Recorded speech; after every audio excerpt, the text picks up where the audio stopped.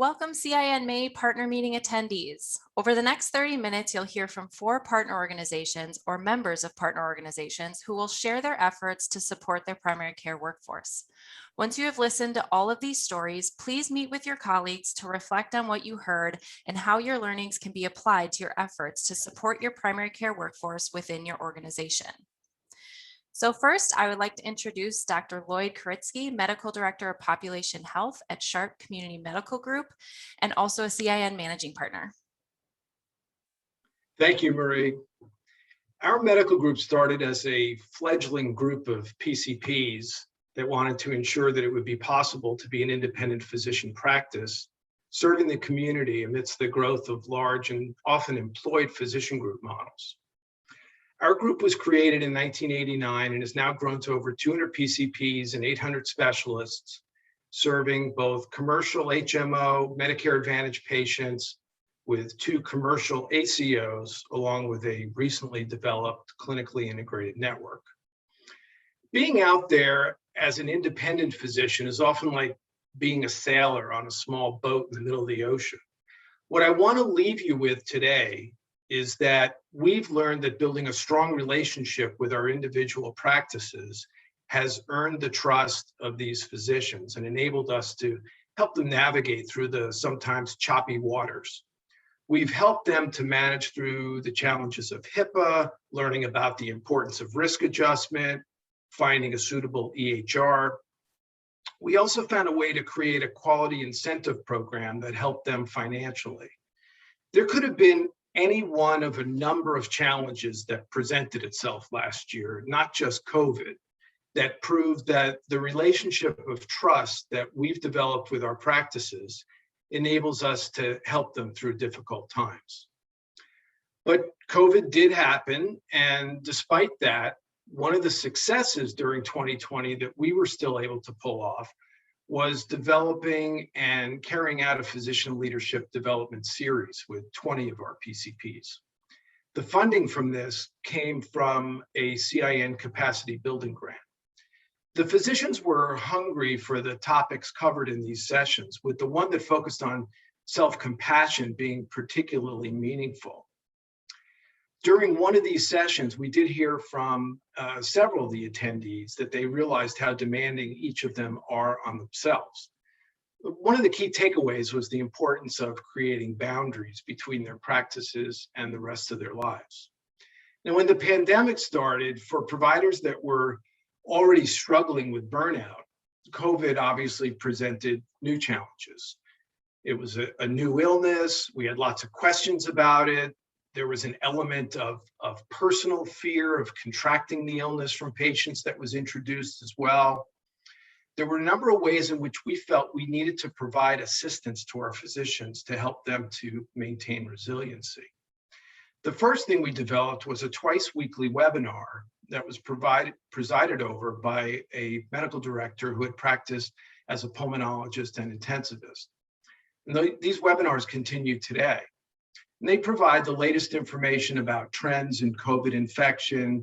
They've given our providers details about telehealth platforms, telehealth billing details, COVID testing facts and testing locations in San Diego, and the latest information on COVID vaccination details and vaccination centers in our area. One of the other things we did when it came to working on provider resilience was providing actual physical protection. PCPs in their offices can quickly exhaust supplies of PPE. So we secured a significant amount of PPE and we set up a table at our corporate offices so that physicians and their staff could come by and obtain needed equipment. And our physicians were very appreciative of this. After the initial surge abated, sort of toward the end of May, a team at SCMG produced a very detailed electronic document for the practices entitled COVID-19 Guidance for Increasing Patient Visits. The more naive initial title was Guidance for Reopening. Little did we know how long the disruption would last. At this point, physicians continued to feel like they were in uncharted territory. And we felt that we needed to, again, make it so that they could maintain their balance and flexibility and feel supported. So the document we produced included numerous details related to operational and financial management of the practices, staff protection strategies and disinfection, physical space preparation strategies, and suggestions regarding patient care. It also included scheduling considerations, modified check-in and check-out processes, detailed telehealth considerations and resources, including signs for the office, patient symptom screening tools, in-office workflow samples, sample staff scripting, and instructions for donning and doffing PPE, and even a CDC social media toolkit. A lot of the work for this was done by our manager of practice transformation and performance improvement, Sunday Marquez, who will be attending our CIN May partner meeting. The role that our practice transformation team at SCMG has done before the pandemic, during the pandemic, and will continue to do after the pandemic has been one of the big success stories at SCMG. The team goes out into the individual practices and implements principles such as pre-visit planning and suggests new office practice processes and workflows. Because of the relationships that they've developed with the practices over the past few years, they're trusted and they're relied upon when there's uncertainty. The practice transformation team wound up playing a very important role for SCMG practices during COVID, and they were contacted frequently by our physicians. Honestly, we're doing so much to try to assist our practices, and we hope to promote provider resiliency. But the truth is, we don't always get a lot of feedback from our physicians, and we're often unsure what's truly been helpful and what hasn't been. So our conclusion is that SCMG has been able to provide much needed support to enable private practice physicians to be successful, despite all of the obstacles, with COVID being the latest. Our various resources have gained the trust of the physicians in their individual practices, each of which have unique strengths and challenges. These efforts have helped to improve the resilient leadership we need among the physicians in our group. There are challenges in developing leadership, though, as physicians sometimes don't naturally think about what's always best for the group as opposed to their own individual practices. We've built our group with a unifying philosophy, providing useful support services and accurate data, which has led to strong relationship building. But learning how to provide independent physicians in their individual practices with the support they need to be successful is an ongoing journey. In the end, SCMG has taken on the burdens of figuring out what the physicians truly need to survive in the current challenging environment to enable them to focus on the most important thing, seeing their patients and providing the appropriate care that they need. Thank you so much, Lloyd. Next, I would like to introduce Dr. Preeti Golecha, Associate Chief Medical Officer at Golden Valley Health Centers. Thank you, Marie, for the introduction. What I want to talk today is that we are not well. I'm not well. And if you are in healthcare industry, I'm assuming you are not well either. With this ongoing pandemic and tsunami of social injustice around us, how can one be well? But what we can be is resilient. And I'm going to tell you what we are doing at Golden Valley Health Center for provider resiliency through candid and transparent communications and creating a space for providers to speak up and be heard. Remember last March, when we finally started to accept there is a global pandemic. Things were confusing, chaotic. We didn't have any infection control guidelines in place. We barely had any PPE. And our productivity just dropped, questioning the financial future of federally qualified health centers like us. I want to tell you what was happening in Dr. Gutierrez's life then. That's not her real name. She was a new mom. She just came back to work from her maternity leave. She had a newborn at home. She just bought a new house, put a big down payment for it. She was the sole breadwinner of the family. What was happening at the White House, her visa was in limbo. Her productivity has dropped and she didn't have enough PPE at work. She was worried about taking COVID back home to her baby. She was worried about her next mortgage payment because we were hearing the news of provider furloughs, provider asking to take time off or have a pay cut. She was not well. And her and 149 other providers and physicians at Golden Valley, they were not well. They were looking at us for answers and we didn't have any. And we wanted to do something for them. We decided to have a 2-hour-long provider meeting. And 6 of us from clinical leadership, we sat down and we made a beautiful agenda. We decided who's going to talk about what. We filled those 2 hours with all these talking points. And 10 o'clock, the night before the meeting, we started texting each other. It just didn't feel good. And we started asking, is that what our providers need right now? Do they want leadership to talk at them for next 2 hours? What would I want if I was this frontline provider right now? What I wanted is to someone to ask me how I am doing, really ask me how I am doing and listen. What I wanted to know is how we are doing financially. How does it look? How does the pipeline look? And have some honest information. And that's what we decided to do. We threw out the agenda. We decided that we'll have 10 to 15 minutes of just honest conversation of how we are doing, how the organization is doing, including how we are doing financially, because they needed to know that. And then we decided to have breakout rooms. And back then we didn't have Zoom. And it almost sounds comical because even my 4-year-old has Zoom now. But we had some version of GoToAssist and we couldn't figure out how to do breakout rooms. We finally figured it out. And as soon as the breakout room started, the video turned off. It was just audio. And we started freaking out. We started thinking, oh my God, this was a bad decision. It's going to be confusing, chaotic. It's going to make them even more upset. And as the providers started coming back in the room, we saw that the mood of the room started shifting. People started talking about their anxieties and fear openly. And people started connecting. And in the midst of that, people started talking about what they were grateful for. And it was a beautiful mixture of anxieties and chaos.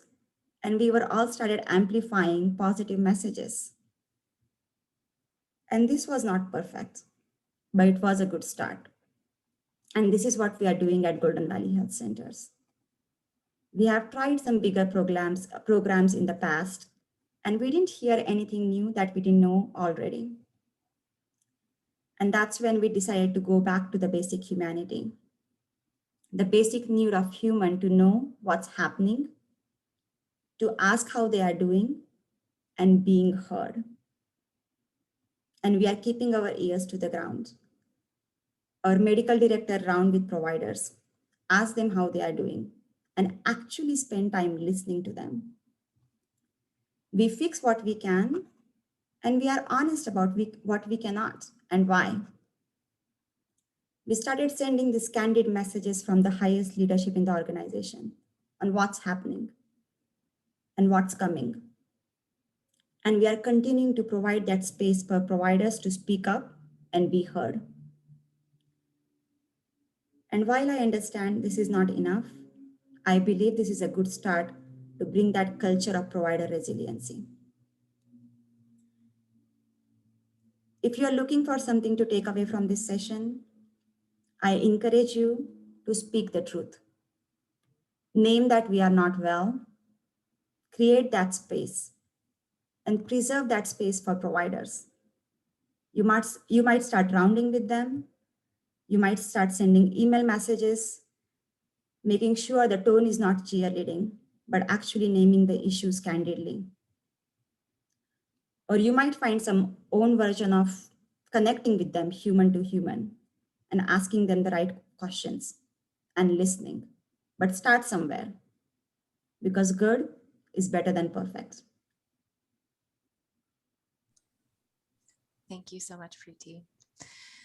Next, I would like to introduce Dr. Amir Sweha, Chief Medical Officer at Hill Physicians Medical Group. Thank you, Marie. First of all, I'm honored to be here to share our journey with you. And I'm also very honored to be part of this panel and to listen and hear all these great stories and journeys with other organizations. Very much appreciated. So at Hill Physicians, our biggest learning was about preserving the physician's independence.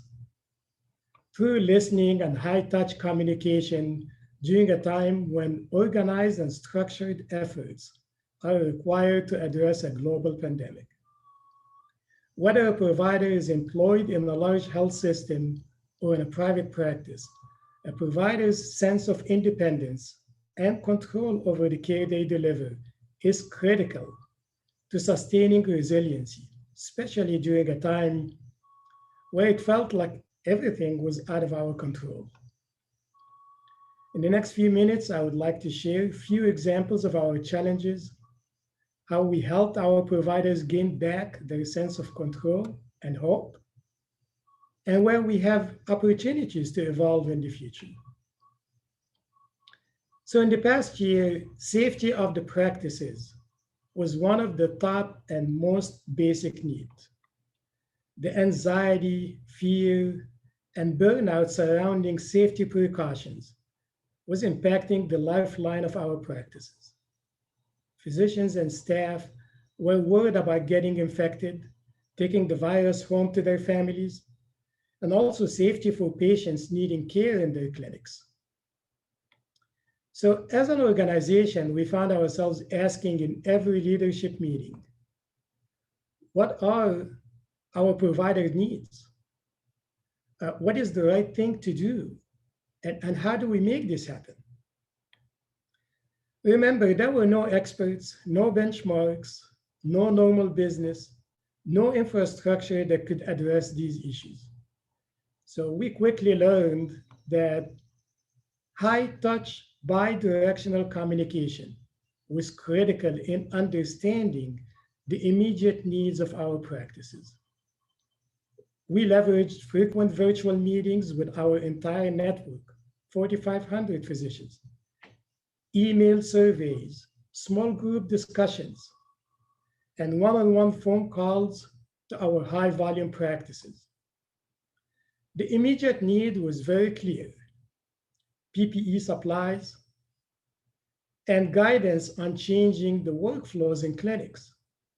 Otherwise, practices had to shut down. So we listened carefully to our providers, what is really important for them, and they knew better. Of course, we communicated back to them these issues that they asked to hear about. So our first lesson and win was pushing ourselves to solve a healthcare problem without staying within the confinements of healthcare walls to find the solutions. Before the pandemic, we were not involved in supplying PPE. As a matter of fact, many of us did not even know what PPE is. But we had to respond quickly. Our first source of PPE that helped keep our practices open came from an abatement environmentalist supply company. Now, we acknowledge and recognize that we could have done better, and we learned in our journey. We addressed the most immediate operational need for a practice to stay open, which was safety. That started to give our providers back their sense of control. However, the other side of the coin was a more emotional level of support that our providers needed to address fears, burnout, and uncertainties. We observed providers opening up when given the opportunity to talk about their fears and vulnerabilities during our breakout sessions. Our written surveys give us a sense of practical needs, but it wasn't until we started to ask the questions verbally and directly in small groups and in one-on-one forums that we started to see a more vulnerable emotional need that was also impacting the physician's well-being. And the need was not specific, rather simply to be heard and to have a safe space to share their fears and experiences. And we think we could do more, particularly in the one-on-one with a more personal touch.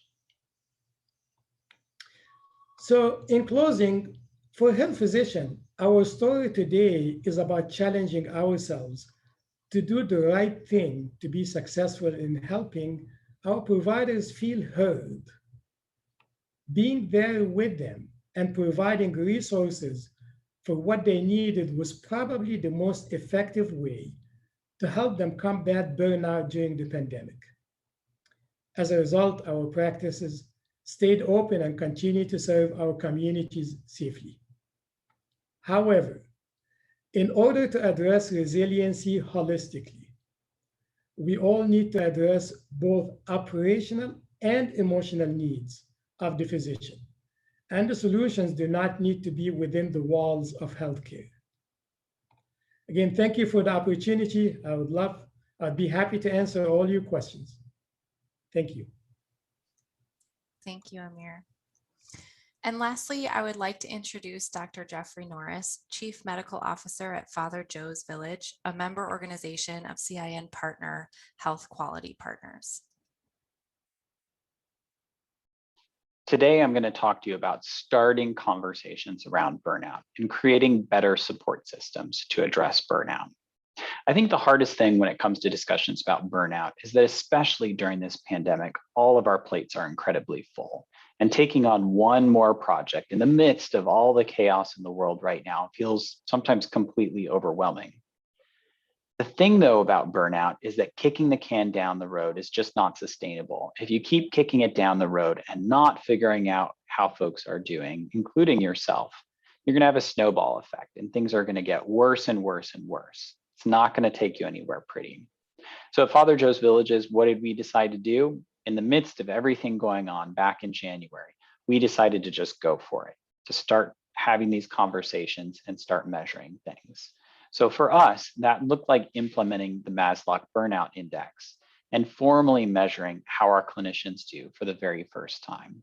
And then we took that data and presented it to a focus group of those same clinicians to talk about the results and have them reflect on them. And then specifically use a model called the Pebbles model to talk about bite-sized issues that we could address as a team collaboratively. The thing about the Pebbles model is it doesn't focus on necessarily the giant mountains in front of you that make it hard to do your job. For instance, here at Father Joe's Villages, we can't solve homelessness by ourselves, but it focuses on the small pebbles in your shoe, the thing in your shoe that bugs you day in and day out and creates more of a grind. It makes it harder for you to do your job and could potentially lead to burnout. And a really interesting thing came out of those discussions. For our alcohol and other drug or AOD counseling team, which has historically felt very disconnected from the rest of our health center, expressed that during this pandemic, they felt even more disconnected from everyone else because they've been working almost exclusively from home. Julie said during the focus group, "I don't know what other teams are doing, and I don't think that they know what I'm doing." And the team in the focus group actually started discussing how they on their own could come up with solutions to this. It didn't even take management thinking about this. The team really started to discuss, okay, well, what do we do about this? What is something small that we could implement to really make people feel more connected? And something that came out of that was looking at what are called staff spotlights, where during our daily clinic huddle, we can highlight individual staff members, who they are and what they do and how they contribute to the mission of our health center. I think the most interesting thing about this focus group model and collecting this data is that the clinicians that took part in the focus group said the very fact that they had a discussion about all these things was therapeutic. It made them feel better. They literally came out of the session and say, I feel so much better having had that space to talk about these issues. So this is the message. While it might feel overwhelming to ask about burnout, opening the door to a discussion is an essential first step towards decreasing everyone's level of angst. It gives people permission, even clinician leaders, to talk about what's going on. And that by itself can help people start to feel better. But then you might ask, what next? That can't be it. That's not the end of the story. You can't just have a discussion and everything's hunky-dory. And you're right, that is not enough. A conversation is not the be-all, end-all. It's necessary, but it's not sufficient. But the point is, you can't finish what you haven't even started. So you got to start somewhere. It might not be pretty, might not be perfect, it might not be fully baked, but it's a start. You've got to start somewhere. One easy place to potentially start is to check and see if any of your employment assessment engagement tools ask questions about burnout or proxies for burnout. And if they do, really look at that data or add those questions if there's an option to add those questions. And if you don't have a tool like an employment assessment engagement survey tool, then at least start a conversation about how you might measure burnout. Start thinking about it. What's interesting is that for us here at Father Joe's Villages, though we started with the Maslow, we're not actually going to be using that tool long term.